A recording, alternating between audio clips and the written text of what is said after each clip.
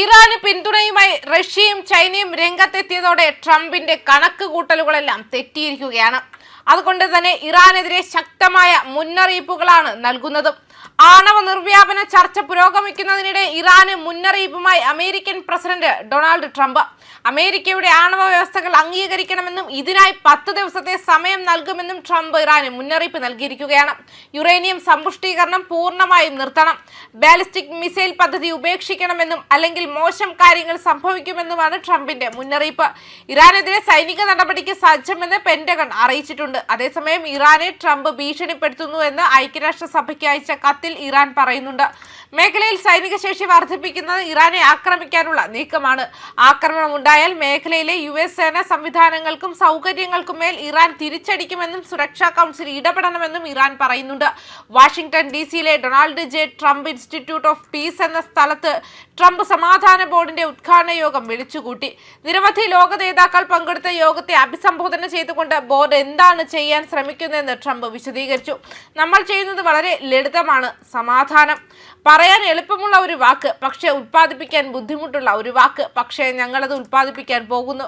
ഞങ്ങൾ വളരെ നല്ല ജോലി ചെയ്യുന്നു. എന്നോടൊപ്പമുള്ള ഈ നേതാക്കളിൽ ചിലർ ഈ ആദ്യ വർഷത്തിൽ എന്നെ വളരെ അധികം സഹായിച്ചിട്ടുണ്ട്.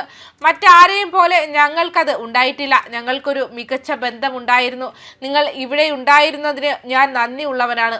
വാഷിംഗ്ടണും ടെഹ്റാനും തമ്മിലുള്ള സംഘർഷം രൂക്ഷമാകുന്നതിനിടെയാണ് ട്രംപിന്റെ പരാമർശം. റോയിട്ടേഴ്സ് നേരത്തെ റിപ്പോർട്ട് ചെയ്തതുപോലെ മിഡിൽ ഈസ്റ്റിൽ US സൈനിക സാന്നിധ്യം ഗണ്യമായി വർദ്ധിപ്പിച്ചുകൊണ്ട് വിമാനവാഹിനി കപ്പലുകൾ, യുദ്ധവിമാനങ്ങൾ, അധിക പ്രതിരോധ സംവിധാനങ്ങൾ എന്നിവ മേഖലയിലേക്ക് വിന്യസിച്ചിട്ടുണ്ട്.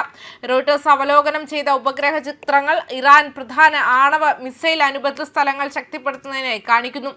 അതിൽ തുരങ്ക പ്രവേശന കവാടങ്ങൾ ശക്തിപ്പെടുത്തുകയും സെൻസിറ്റീവ് സൗകര്യങ്ങളിൽ കോൺക്രീറ്റ് ഷീൽഡിംഗ് ചേർക്കുകയും ചെയ്യുന്നു. ആണവായുധങ്ങൾ തേടുന്നത് ടെഹ്റാൻ നിരന്തരം നിഷേധിച്ചു. വർഷങ്ങളോളം നീണ്ടുനിന്ന കടുത്ത നയതന്ത്ര നീക്കങ്ങൾക്ക് ശേഷമാണ് ഒരു കരാറിനായുള്ള പുതിയ നീക്കം.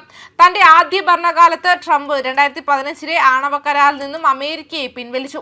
അതിനുശേഷം കൂടുതൽ ശക്തവും സമഗ്രവുമായിരിക്കണമെന്ന് അദ്ദേഹം പറയുന്ന ഒരു പുതിയ ക്രമീകരണത്തിനായി വാദിച്ചു.